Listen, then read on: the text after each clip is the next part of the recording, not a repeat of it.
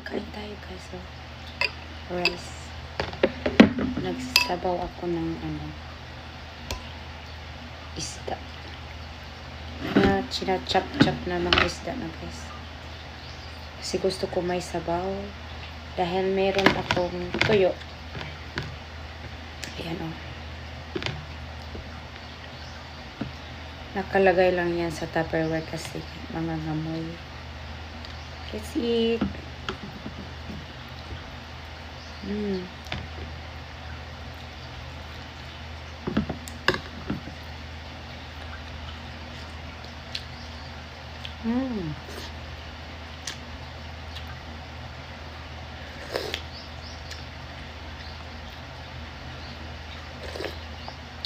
Sarap talaga ng sabaw.